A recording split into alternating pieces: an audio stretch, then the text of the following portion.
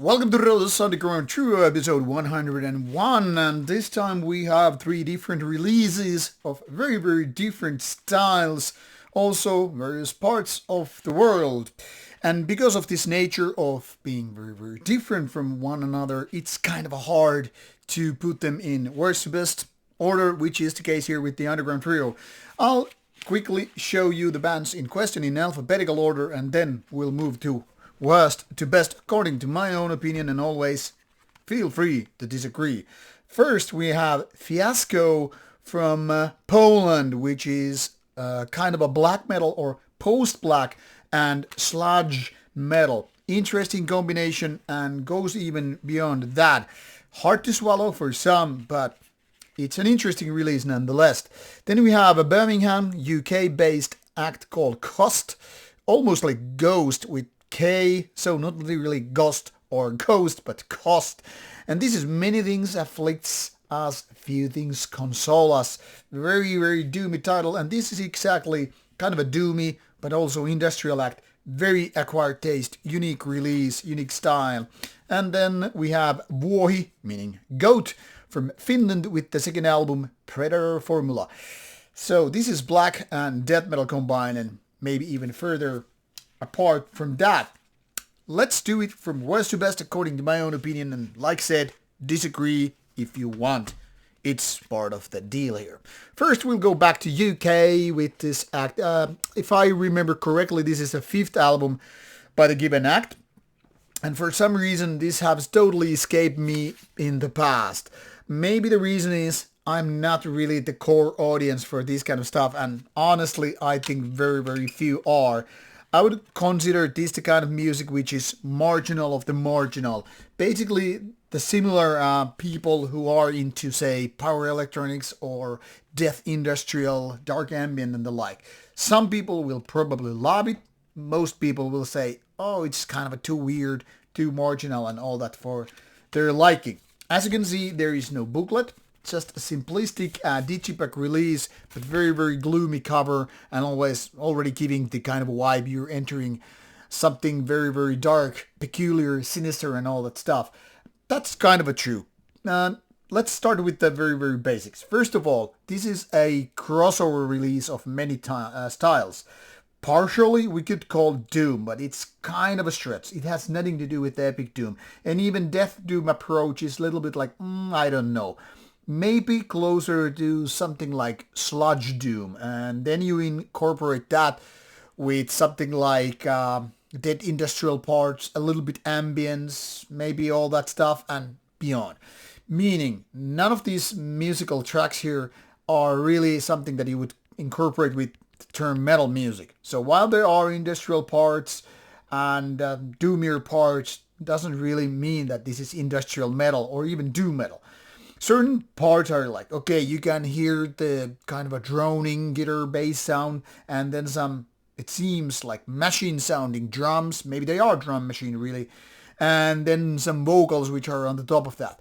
But it's really far-fetched to call it that a metal, and for that reason I think it's not even on Metal Archives, because mostly it's beyond metal. They are more like metallic seasoning around the whole industrial thing going on here, and it's a journey that takes too much time, because this is like something like 70 minutes in total, which can be a really dragging experience. It's like almost drony some parts.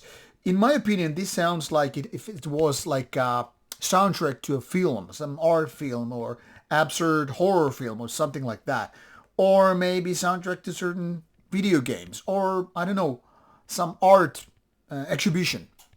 But as a album to be listened like that, like it's supposed to be somewhat consistent in style and all the ways you're expecting an album to be, it's going to be a no-go zone.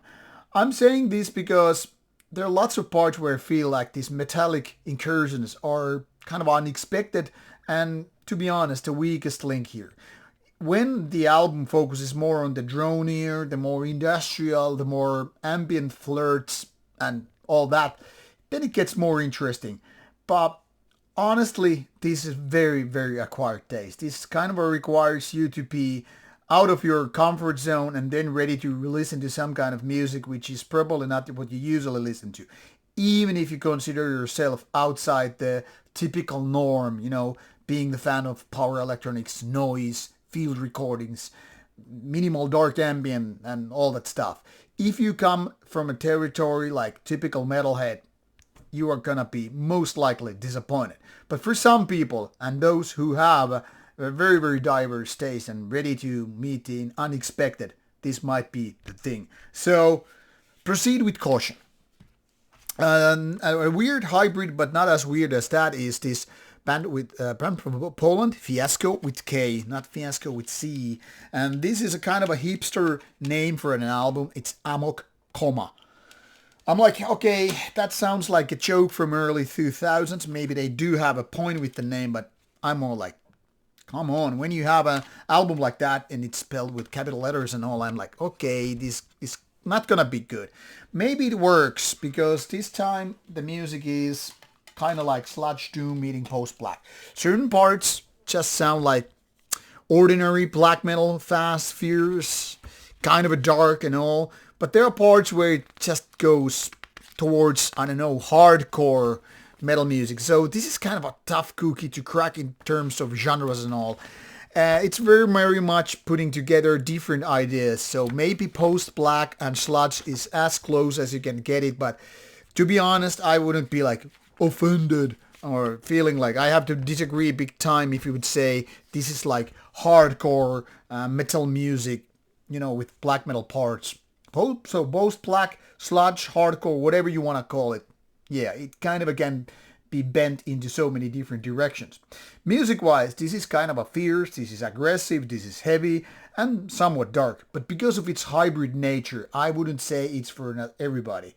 I like certain ideas here and there. I mean, it's kind of like, yeah, this band could really be going places. But because of its crossover nature, I kind of have a hard time to really like it. Like, wow. So more like, yep, good idea here and there, and good riff here and there, but in the middle, it's a little bit like fillerish, but maybe it's because I'm not too big of a fan of given style. But granted, this band knows how to sound heavy, and it's kind of always interesting to hear all these crossover takes. So pushing down the boundaries and going beyond, that's gotta be worth something. So last but not least, we go to the comfort zone. This is Vuohi, meaning goat, like I said. And this style is somewhat of a Black Death release. Now, Metal Archives lists this one as Black Death Trash, Hybrid, and Grindcore. I don't know where that Grindcore thing came, because I remember listening to the previous one from 2014 demo, which was later on released in 2018. It's a full album.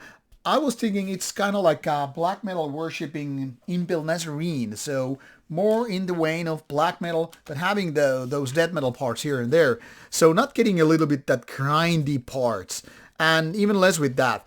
Even the trashier parts are, in my opinion, too far-fetched. So let's just stick with fast-paced, a little bit melodic death black metal. When I say a little bit melodic, I mean more like a seasoning, not, fully scale, melodic black death metal and all. And because of that nature, this album has quite a bit of aggression, speed, and those tightly streamed vocals, which also remind me of Impel Nazarene style, and that's a compliment. Then again, this is audible based, which is another plus thing here. Not too many bands from death metal, or even less black death or black metal, have use the bass guitar in a way that you could properly intend to use black metal. I mean bass guitar, that is, meaning it provides something else than just a backbone. It creates riff, creates mood, creates heaviness, and that's the beauty of this one. The downside of all this is it's a little bit like lacking the actual hit riffs, the good parts, the memorable parts. So it gets fierce and it's aggressive and it's fast tempo for the most part. Slows down even, has some little bit growl in the mix, but all in all, it's a little bit lost in the mix. Like, which way to go? Should we go more into black metal territory, more into death metal territory, or should we just wait, around the crossroads, wait for something magical to happen? Now, this is a big step up from the previous album, which was very, very mediocre. Now it's getting to a better direction, but it's not there yet with greatness. It's getting good, but not great yet. However, I would imagine this band to be quite effective playing live, because the aggression and the fierceness, it's really nailed on this album. If only the riffs, if only the songs were a little bit more memorable and on general better, this would really be on the top-notch game. Now it's a little bit B-class still, but work in progress, second album and all. Been in the game for more than 20 years, so not the most active band. So, all in all, to summarize it, all three different styles, from Black Death to sludge black or post-black to industrial doom, whatever artsy-fartsy stuff. So go with the chosen albums. Links are provided in the description box. Give it a chance or give it not. It's up to you. You will find out when you listen to these babies whether or not they are your cup of tea and all. And if you do like some of them, hey, all great for the bands, the labels, and you too. And if you didn't like any, well, you have been warned. Off you go, and see you soon with more reviews coming your way on Rauta. Take care.